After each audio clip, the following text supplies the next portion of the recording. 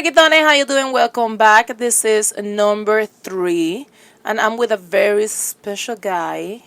I know the guys in my life are so special. Some are assholes, but this one, it's kind of both. His name, his name is Nesqui, which I have always wanted to ask him where the fuck Nesqui came from. By the way, he's a veteran and he's very knowledgeable on la hierba, which we're going to talk a lot about marijuana in this podcast. Sweet. Welcome and thank you for being here. Well, thank you for inviting me. I'm always happy to be on anything you invite me to. So Thank on you. I was like, excuse me, Nesqui. No, that you invite me to. So my name actually is Russian. Yeah? Yeah, I'm not Russian. No shit. No, pero con todas las cosas que pasó en Cuba, like it was actually my grandmother that didn't know what to name her son, my uncle. Uh-huh. And the nurse that was there was a leftover Russian from the whole crisis. She was like, name him Nesqui. It was like a general or some shit like that. So no sé. That's what I think it means sock. So no sé. Like you put a like a sock. like a Yeah, sock. I don't know. No, because you tell me sock, I think something totally different. Sock. Yeah, like maybe. Like yeah, like no, let's just be specific. Pero my uncle actually passed away before I was born. Oh, so that's why. Yeah, I was the firstborn male son after that. Oh, yeah. That's kind of so. It's Nesqui Hernandez. Nesqui Felipe Hernandez. Felipe. And originally it was Nesqui Felipe Galvez. Oh my God, that's like a lot of Spanish things with just a Cuban little spin of Russian. Cuban as fuck. At least I didn't do. Oh no, you do have a Y. Yeah, Nesqui. A Nesqui with a Y. Yeah, because how old are you? I'm 31. Okay, so you were born on the era of the Y. Yeah. Everything had a Y in Cuba. At the same time with that too, like it wasn't that much. Well, I mean, my mother was what, 17, something like that. When I was born. Am I speaking loud? Yeah. But yeah, something like that. So it wasn't that much long before. That era was pretty wide. So you were born in Cuba. You were born here. I was born here. You were born here. So, how you got into the military? Let's just touch that right quick so people know why you're so special to me. Because I love you, Nesqui. I love you too, Angelina. Basically, I was kind of bred to be in the Marine Corps. My grandfather's a Vietnam vet. Mi tío abuelo's a Vietnam vet. My father was in the Marine Corps. He actually only went to SOI, but... Why do you feel that you were meant to be in there? That you were bred to be in there? My grandfather had a heavy influence on me. Yeah? Yeah. Super heavy influence. God rest his soul. But, from pictures to him teaching me how to shoot BBs as a kid, like, it was always that mentality and shit like that. So it never crossed your mind to be something else? Yeah, an astronaut. But I wanted to go into the Marine Corps to actually become an astronaut. Huh. Yeah, like no bullshit. How many tours? One tour. Yeah, hell of a tour. It was the push through Afghanistan. Yeah, let's talk a little bit about that. Hey, fun times. I mean, it's nothing to regret, like, can't fucking change anything in our past. By the way, guys, it's not just my friend Nesqui, the veteran. It's my friend Nesqui, the Purple Heart veteran. I throw that in people's faces, which I know he tells me, yeah, but that's not nothing to be proud of. Okay, like I had to go through some shit for that. But to me, as a fucking citizen, as somebody that appreciates you and your effort and your sacrifice, it's fucking cool. Yeah, I appreciate that, I guess. I mean, there's plenty of us that make sacrifices. We have another. I know we have a room full of veterans, but me. You're the only one. What's up, man? I know. Jesus. Nah, but I appreciate you, and I appreciate all that you do for us, and you definitely do a lot for us. Like not just through Weed for Warriors, but through vets in general. Like I met you 3 years ago. Shit, it's been a while. Yeah. It's been like 3 years, right? Yeah, something like that. And. Damn, time fucking flies. I know. You remember how high I got on that first meeting? Fuck. Everybody gets high in my meetings. Our meetings. Sorry. Let's talk about Weed for Warriors right quick. It is my food that I cook. That's what I know. So it's an organization that is called Weed for Warriors, and we all part of the Weed for Warrior of Miami. I am part of it because I love these guys, and I literally I cook for them, and that's how I feel that I could give a little bit of me to thank everybody that goes there. You definitely go above and beyond when you show support for us. It's not just like with the cooking. Like you definitely like. Is that enough though? Do you think it's enough? Because I always feel that I could do more, and I'm always trying to do. I mean, a lot, and I feel like it's not enough that I could give you enough. that's on you. But who are you actually trying to compare yourself to? You do way more than most people do. I know, but like I feel that you guys deserve so much. Like I want to give everything. I'm like I get donations and I get food and I get whatever. I need to give you everything. I want to give. Who else does that for us? But I don't care about who does it or who doesn't. It's like I feel that I want to do everything that I can. Like I want you to like feel that I did my best. You help keep JP sane. That's enough for us. No, I don't. At all whatsoever. I don't at all whatsoever. Well, let's start, goddammit. I want to ask you because I have always, since I met you guys, for me a veteran was somebody that was old. Los viejitos de Vietnam is what a veteran was for me. I never thought that so many young kids actually could be on that position. So many women could be on that position. Oh, we could show you like a whole spectrum of veterans. Weed for Warriors alone does that. We have everyone from like really young Marines. 19-year-old. Yeah, we have 19-year-olds freshly like barely in or barely out that actually want to talk about cannabis before they even want to go in already. And then we have, Korean War era vets and like people that are amongst us that have been into some of the toughest areas and through some of the hardest things and through some of the hardest reintegration times too. Which is a big deal for me because when my husband came back, I didn't know anything. Like I've always lived so free. I never even understood when I met him, like, why would you even make that decision of doing that? Like, what's wrong with you? Like, why would you want somebody to tell you what to do? This is the way that I thought of it until I met him. Until he came back and I started meeting everybody. Meeting him because we got married and then I didn't know anything about him. Yeah. I got married 28 days after meeting him. And then he came back and that's when I started really knowing this guy that I've been married for a year. And then, his veterans friends, then the veterans friends that we have, then you guys in the group. So it's a lot of different moods. There's a lot of different type of people. There's a lot of different backgrounds, and there's a lot of different stages of it. Oh yeah. You do something that I feel very safe. Let's just say this: I feel very safe around the Weed for Warrior crowd. I feel super safe with it, and that's not what I thought that it was going to be. I just thought when I walk into the meeting, what's going to be a bunch of guys with a bunch of issues, because I came from, it was a bunch of guys with a bunch of issues, but not as visible, which is what shocked me. I thought it was going to be hands missing, legs missing. It's not always something like that. It's not like... I know better now. Yeah, for sure. But I am the majority of the population. For sure. Like, none of you guys that are in this room, by the way, we have a female veteran, we have 2 male veterans, and none of them is the veteran cookie cutter that we would think it is. Definitely not. Yeah. Definitely not. So... that's kind of the epitome of who a veteran really is just that. It's like you really can't necessarily know that, a person's a veteran just by looking at them, or necessarily by how they carry themselves is one thing. Maybe, but you know that, not me. Well, that's common sense to the group, I guess, ain't it?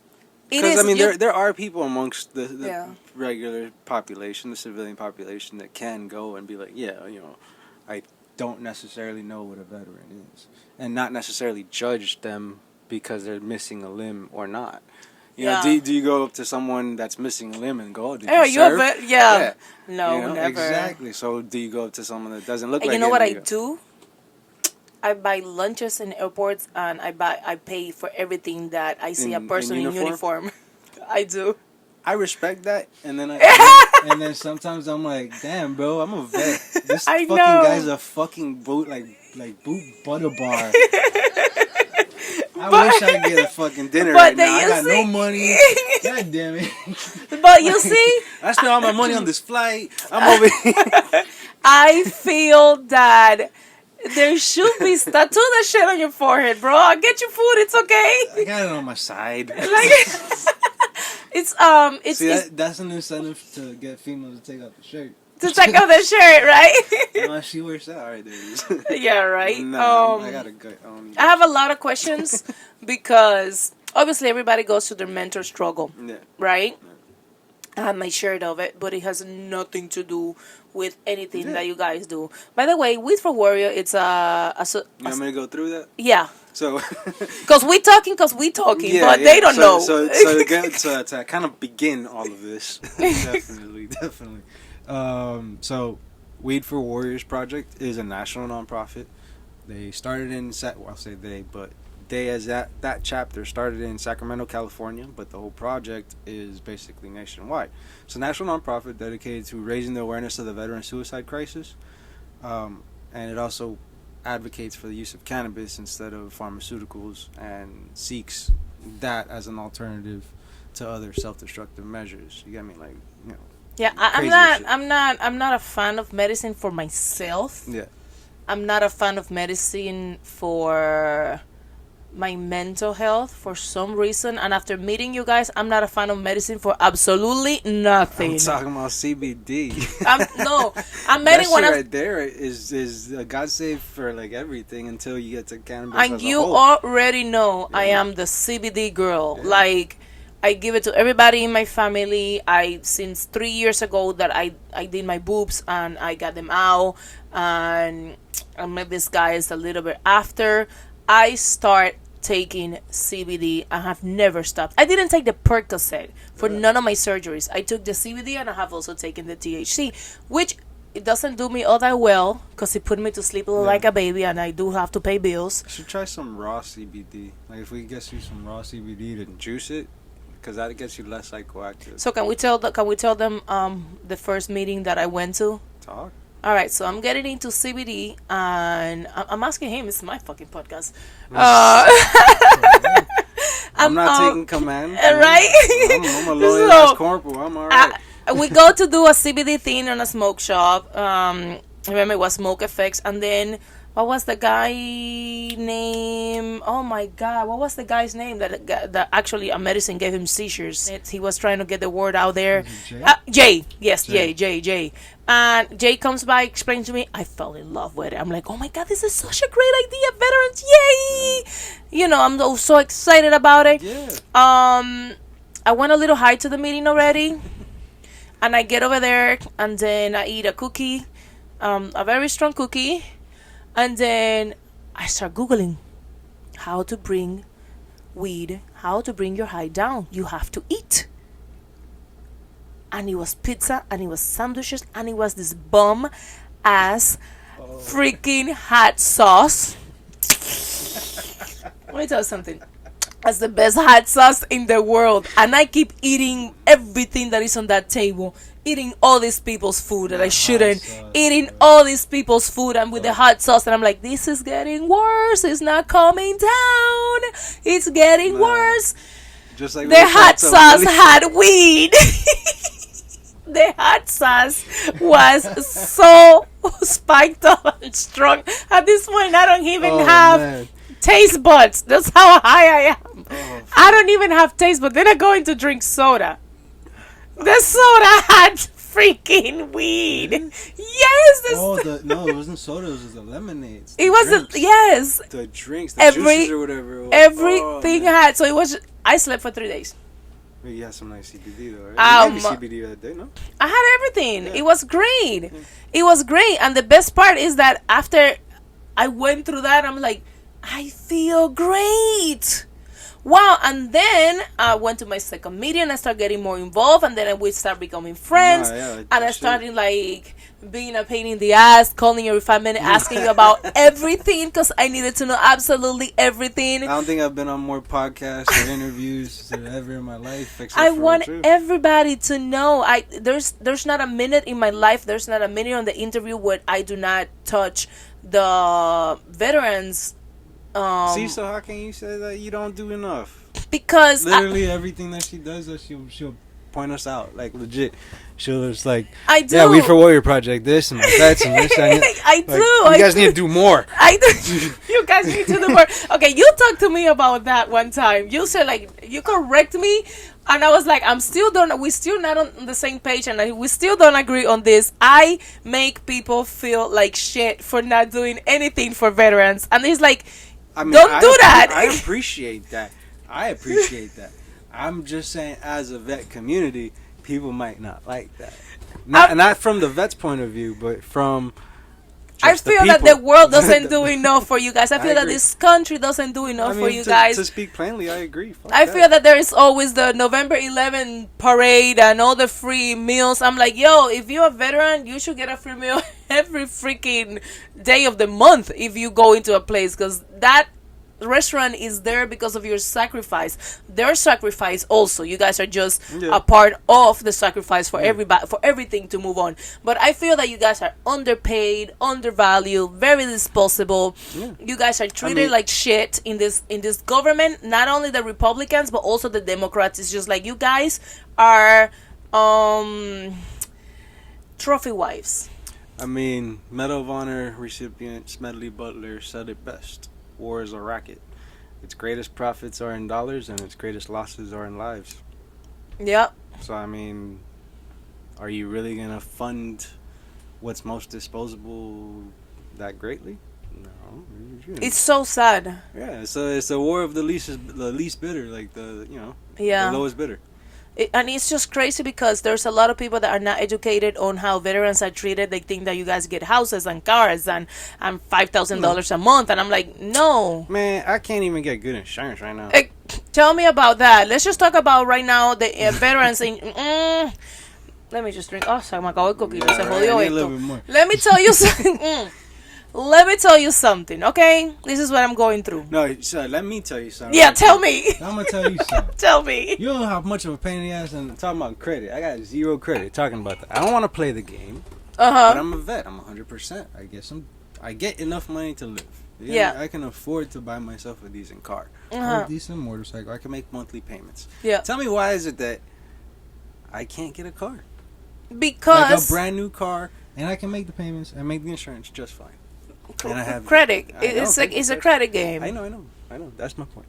But as a vet, yeah. If they know I have monthly solid income. Oh no, but watch it. There's a huge percentage of the society out there that thinks that you guys walk into a dealership and just say, "I'm a veteran," and the car is right there for you. No. I'm a veteran. They give you a house. No. They give a house on Veterans Day to one guy out of the whole entire United States, and the same guy appears in every single news. That's what you think. It's a non-profit world that actually does that for you. That's what the society makes it happen. Or makes it about.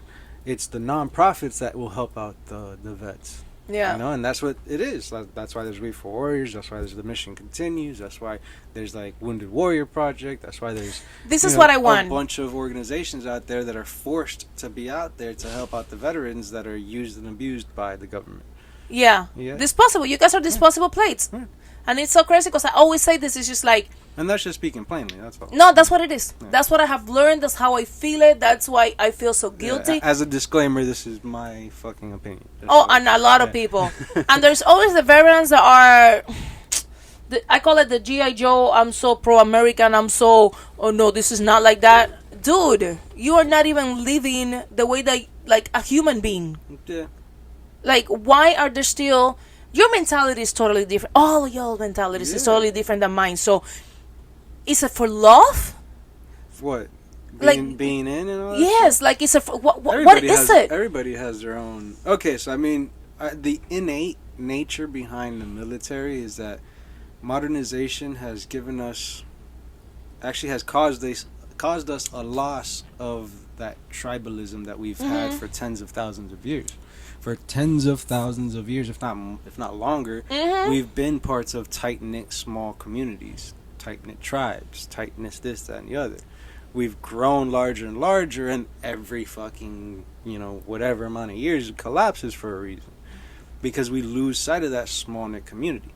The military is just one of those brotherhoods that, just like a gang, just like the police force, just like fucking baseball, football, all this shit, it gives us a sense of that tribalism. It gives us a sense of, damn, I don't just have to live on my own, be on my own, do for myself. I have people that give a shit about me. I have someone telling me what to do. Not necessarily tell me what to do, but I have a direction. I have this sense of, damn, I gotta wake up tomorrow.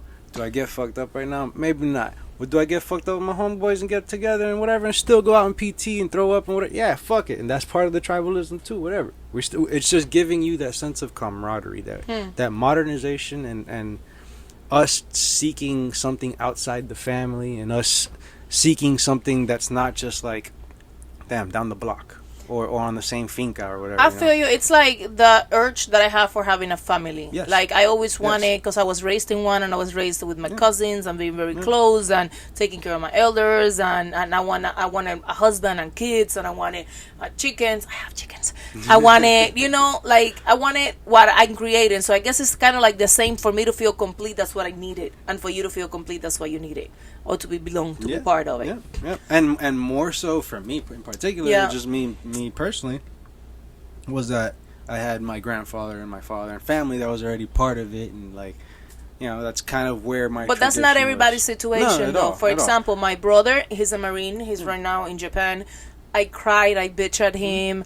I made him talk to every single veteran that I know, and I'm like, and they all tell him like, the same. Do whatever. A lot of people tell him yes. A lot of people tell him no. A lot of people is like. JP says the best thing that could happen to him. I'm like, you saying this is the best thing? Fuck is wrong with you, bro? I think I brought him to you for you to get the shit off. He's like, no, it's the first. I feel like it's the best thing that's happened to me. I feel the same way, but at the same time, it's like, fuck, another veteran that I suffer for. Yeah, but you don't have to suffer for us. But I do, because you care for us. I care for you, don't but I do. Suffer for us. I do. Care. I'm gonna tell you why. Care. I care. I care. There's no argument against this. He always shut me down There's like that. There's no argument. Just care. Just do what can I do? Do what you're doing. Why? You care already enough, more than most. Why no political platform? You just want to hear this for yourself. No, I don't. No, like what political Why no political platform? Because they don't fucking. Look, the next step is they're gonna start fucking with vets. I bet. Watch. Is it true that look, a lot vets of vets are take armed. their? A lot of vets are armed, and a lot of vets like cannabis. Yeah. So, I wonder where there's a fucking problem there. I know. Okay, let's talk about something right now. This is the story that I have on my head, and I want to put it to you. You guys come back from Iraq. PTSD take a year to two. Oh, Afghanistan. You know what I mean? Afghanistan, the war, your deployment, your deployment. It could be freaking, I don't know, Hawaii for all I know. Whatever. That would have been a nice deployment. Cushy, right? That would have been a nice people that went. Yeah. Yeah. No super. So cushy. you guys come back. Boom, PTSD comes out a year to 2 years. You come back, you don't even know what's going on. Your family don't know what's going on. My experience, guys, is talking from experience. You start going to the VA. You put your claim so you could get compensation, whatever. It takes forever for them to accept this, because now you need to prove that all these things that you have happened there. I've been in it for the rest of service. I've been in it. I was in a tour, and none of this happened to me before. Now you have to prove to these people. By the way, they have to be in Iraq with back pain, with ear issues. Some of them got shot with all these issues, and they want you to go to the doctor while being on that stress, so you could start. Yeah, they want as far as a backlog as far as they can, but because they cannot approve all these back issues and all these things when you come here, and if you have not bitched about it on your deployment, who the fuck has time to bitch about a back pain on a deployment? Oh, that's the whole game. The CMP game is all about like being. They want to deny you as much as possible. They want you to die in the 2-year periods that you come into this country, so they don't have to pay you for the rest of. That's the way that I think. For the rest of your life, they don't have to pay your pension for the rest of your life, because they give you so many medicines. If you do not die in 2 years, holy shit, you're worth living with the 10 medicines they give you a day. You're a strong motherfucker if you don't die. I smoke a lot of weed. Yo, you're a strong motherfucker if you don't die. They told me I told them straight up I was not gonna take any pills. It's like I had to all right. So I was a little fucked up. Little. Well, so all right. Through my steps and taps. So I popped on a piss test after Afghanistan. I smoked some weed because I didn't sleep for like 4 days. They tried to court martial me, all this bullshit and I got out of the Marine Corps with an OTH. While I was getting out through steps and taps, they told me that I didn't rate to even go to the VA as a Purple Heart combat vet. As a Purple Heart. So for 2 years I didn't even try. I actually broke my ankle. It's like longboarding. And then I had my chick at the time take me to the VA because I was like, look, I'm not going to go to the fucking hospital. Yeah, it's crazy. Broken ankle. Like, this is going to be too expensive. I was working at like Shuckers or Flanagan's or some bullshit like that. And like, as a Marine, as a former Marine, fresh out of fucking the Marine Corps, working as a busser, and fucking the attitude and the orders was so, I could imagine how. So for like 2 years I didn't go, and then I was like, fuck it. And then I broke my ankle and I went, fuck it, let me go. They tried to tell me that, yeah, I've been in or like I was enrolled already and all this stuff, just come back next week for it. They took care of me, gave me a brace, blah blah blah. Like, but so the corporals in the VA, in the Marine Corps through substance types fucked me for 2 years essentially because I didn't even go look, and it was on me. I should have gone and asked myself, but yes, no, it's not on you because the VA saw me as honorable the whole time. It's not. You are honorable. Oh, well, I smoke some weed. Doesn't. It's such a dishonorable thing. Oh and I'm my not God, dishonorable. horrible. No. And now I'm a general. How horrible. Now I'm a general. Now I get to actually try to go get my honorable again since everything's fucking going medical and legal now. So now I have a decent argument to go, hey, look. Which you should. You deserve it and you should. Fucking A, right? Imagine everything goes fucking wreck, dog, or illegal. And then it's like, yeah, Can you sue these motherfuckers for being horrible? You can do shit to the government. Don't get me into this story. Because then I'm owed back pay as well. Like, it's some bullshit.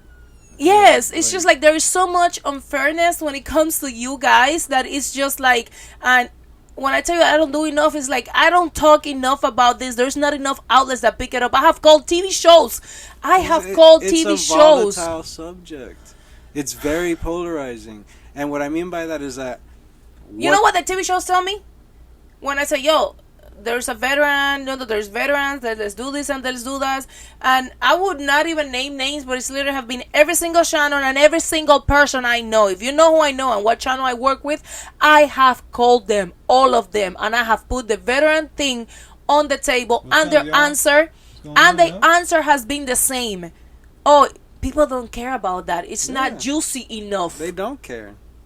That pisses me the fuck off. What do you mean it's not juicy enough? Motherfucker, it's a Purple Heart. I remember Nesqui was looking for a car and I called a bunch of dealerships and I called a bunch of people that had TV shows. And I was like, he's a veteran. He's looking for... I don't want you to give him a car. I just want you to make it easier for him to get a car. Just make it easier for him to... He's gonna pay for the car. Remember when you said I didn't try about getting a hoopty?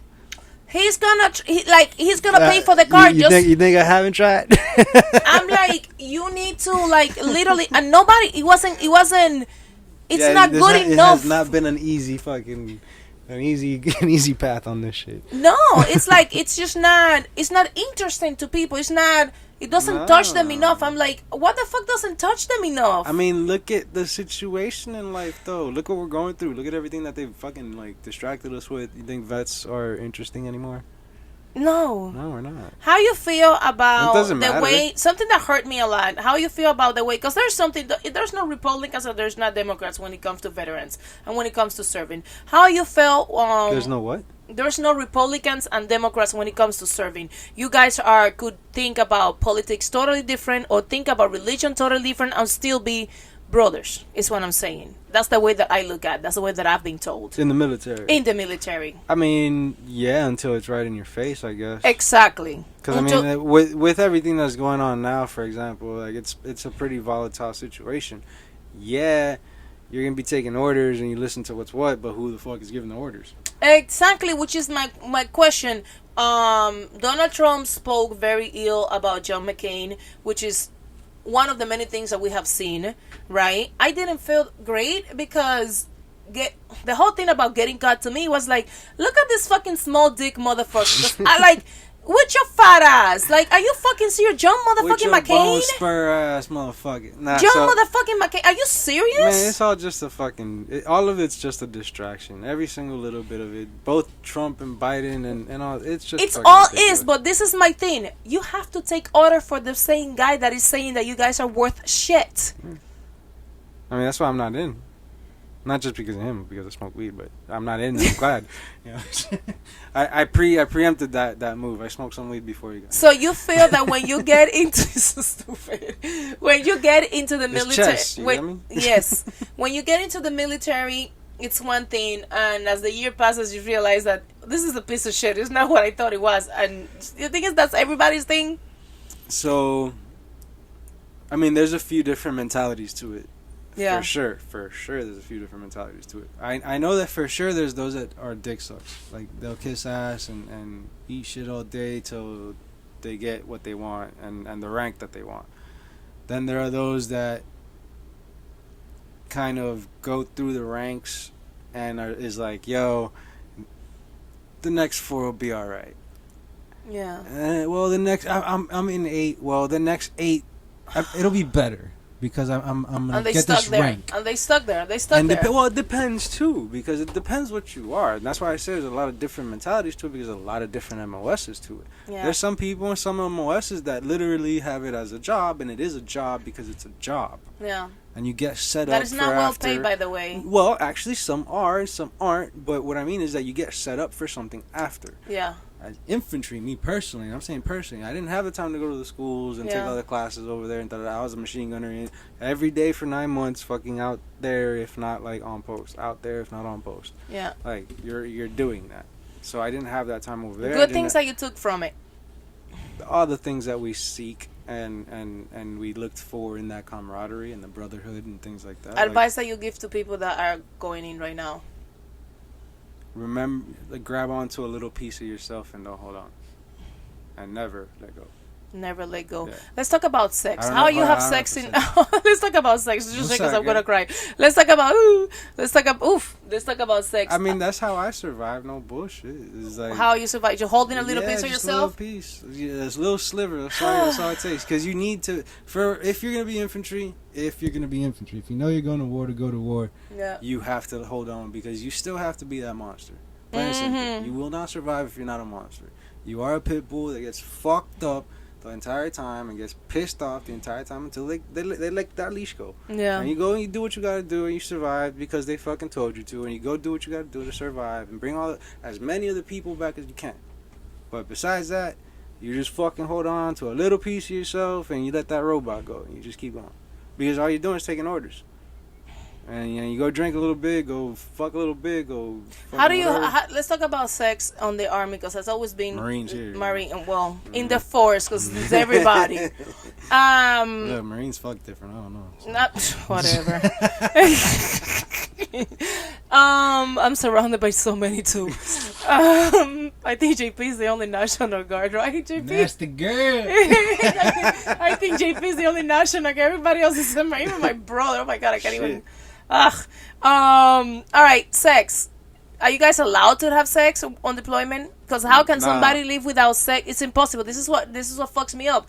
I don't care what training these motherfuckers be giving you. You need to jerk off and you need to have a sexual interaction at least once a week for your mental state to be better. Otherwise, it's not gonna be pretty.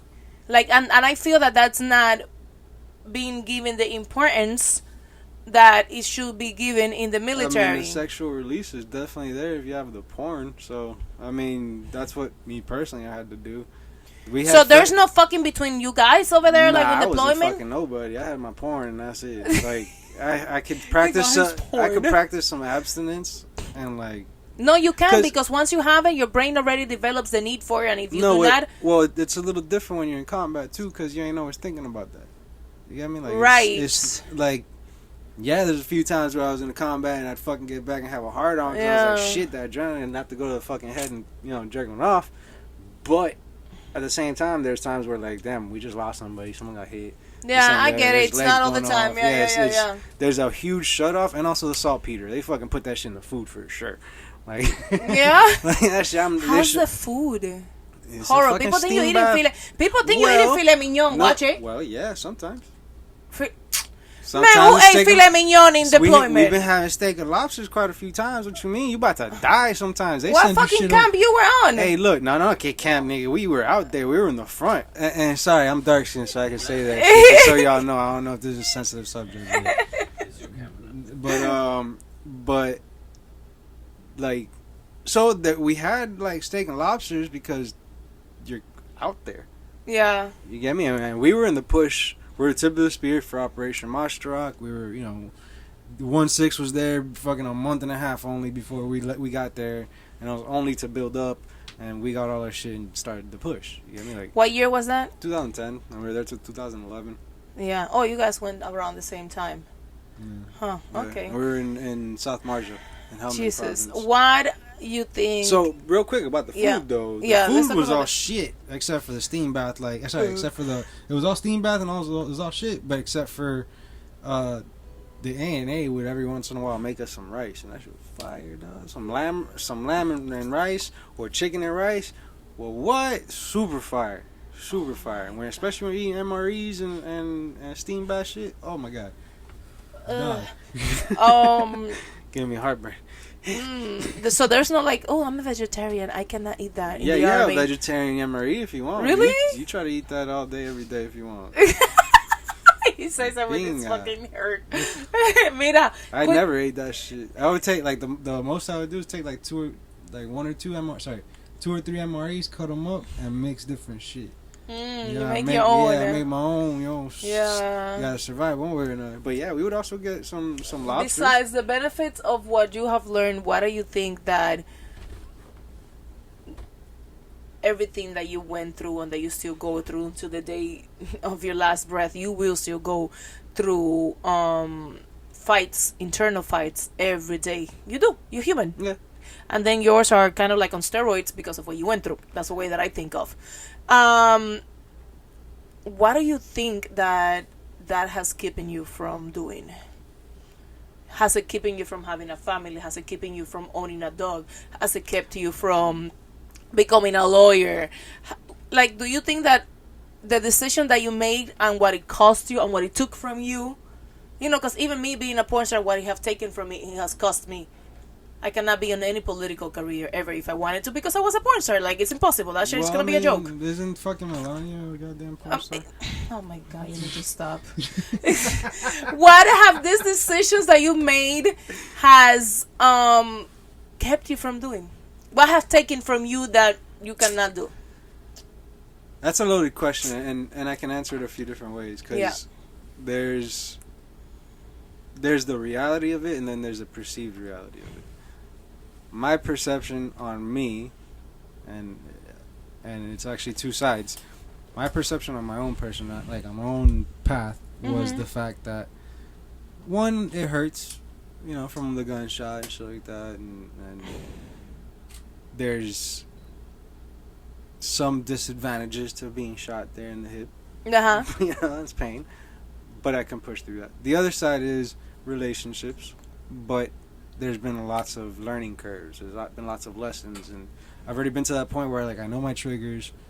I communicate. You know, I take the steps needed. I don't just explode, but I still overreact. You know your trigger and you communicate. How? Yeah, it's very important because I don't know my triggers, and I'm definitely communicate, but I sure don't know my triggers. Yeah. And I haven't even gone through half of the shit that you have gone through, as in the short amount of time that you had to go through it. You know, so let's say my husband comes back from Iraq, my wife comes back from my son, my nephew, my whoever the hell I have to be next to comes back from Iraq. What's the first thing I should do?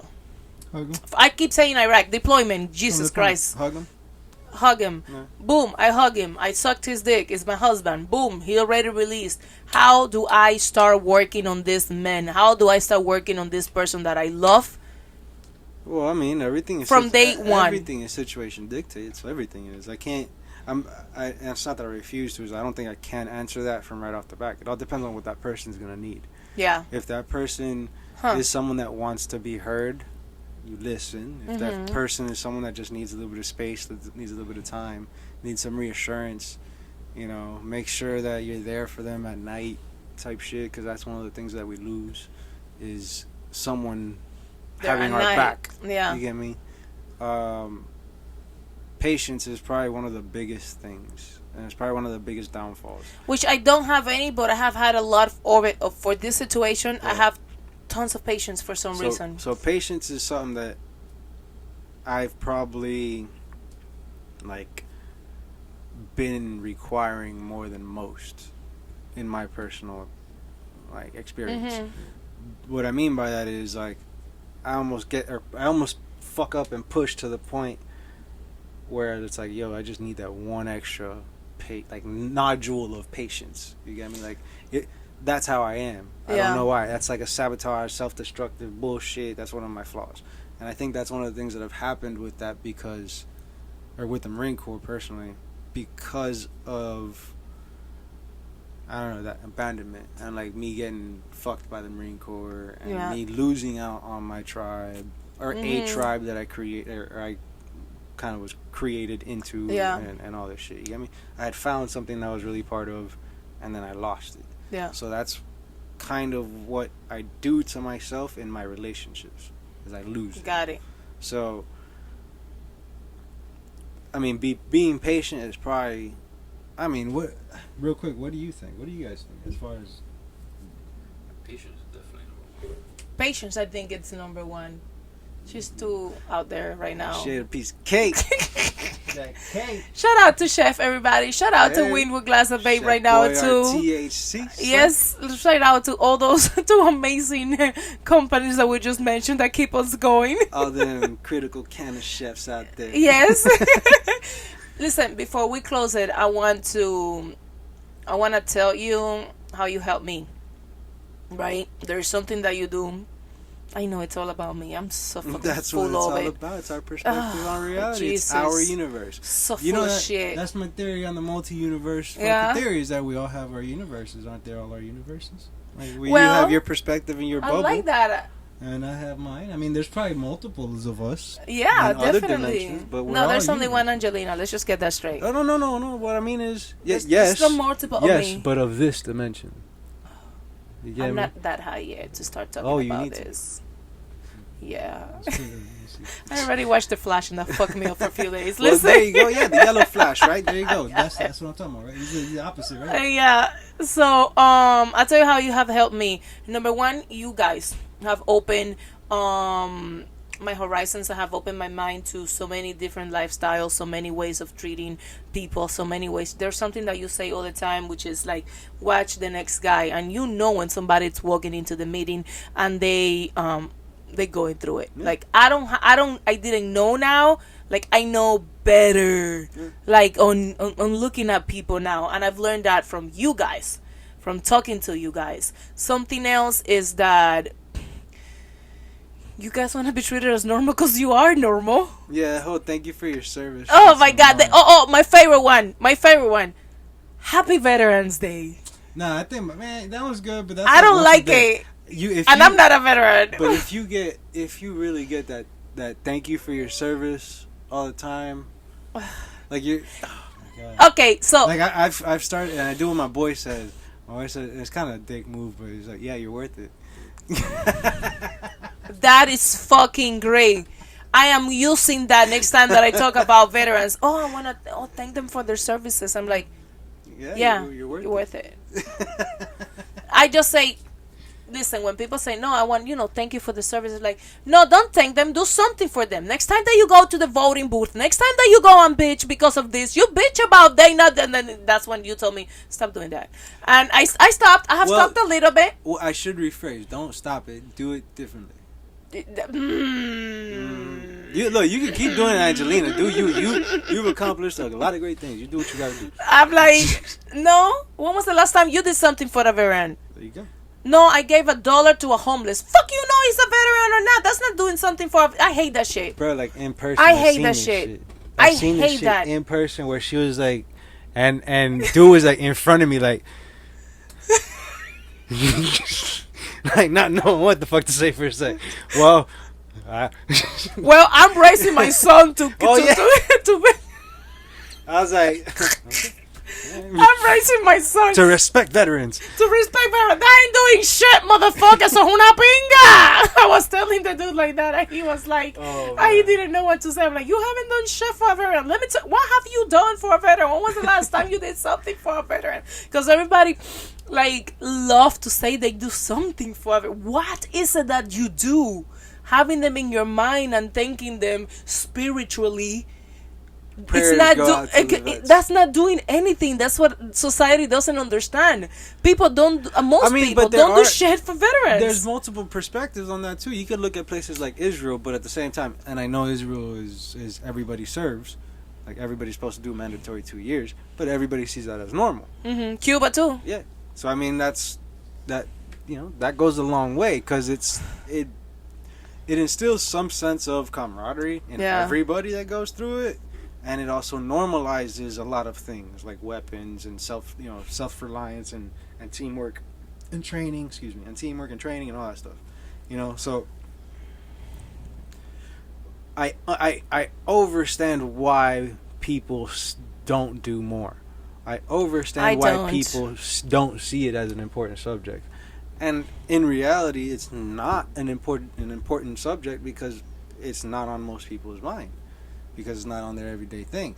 We've normalized. JP say that because it's not their reality. It's not their real. Exactly, it's not their experience. Yeah. And it's not gonna be until something happens at home, which who knows when that's gonna fucking happen now. You know, but at the end of the day, soon. At the end of the day, it's gonna be it's gonna be one aspect or another. It's either gonna be something that we're back to like, hey, it's just the military and fuck them, and they're still dogs or whatever, or it's gonna be everybody has to fucking realize it's like that you it's have to do it. It's like you have to do it because that's your job. It is your job. You signed up for it. Yeah, I did. It's a volunteer shit. I volunteered for the spot. But why do they care so much about cops and not military? Like, I don't understand. It's they like see cops more. Yeah, they but experience you guys cops more. You guys make possible cops do their jobs. No. Oh, okay. No. What do you mean no? If there's issue in this country, cops are not. Come on, man. Cops cannot even stop a man on a goddamn. Do you think that they train to deal with whatever you guys are trained to deal? Yeah, 100%. But in the reality is that cops are made for the protection of public. Sorry, not public. Of private of private goods and stores and shit like that.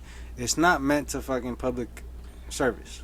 You get me? It's about the satisfaction of those that have some money and call for that self-defense. So cops being able to do their shit is on us as a whole fucking as a whole society. Like, they are not allowed to do their shit regardless, in my opinion. Yeah. But at the end of the day, they're still cops and they're here and they're doing their shit. But the reason that they say, support the cops and whatever the fuck is because they experience them. Yeah. It is their experience. So people need to experience veterans more, is what you're saying. In my opinion. Yeah. Or so how the fuck I can take a veteran home for a week? Like, what do I do? Like, someone might like that. Right? I'm like, get every single of my porn stars friends, take a veteran home, meet them. Like, what do I do? Fuck it. Literally. Or fuck it. That did not sound. Take a veteran home for a day. He's like, fuck it. Do it. Oh, thank you, Nesqui. Thank you for being. This is fucking hilarious. Thank you for being here. And can we give the Instagram again? Yes, the Instagram for the entire project is WFWP_project. The IG Miami for chapter. Miami chapter is WFWP_Miami. Thank you very much for being here. I love you. Let's eat that food and keep eating that cake that Chef made us. Guys, watch it, share it. I want to make sure that I cannot stress this enough. I want everybody to know about veterans. I want you guys to ask questions. I'm pretty sure I'm going to answer them. If it's not me, it will be Nesqui. So thank you very much for watching. This is Angelina Castro and Nesqui. We're talking about veterans. Peace out.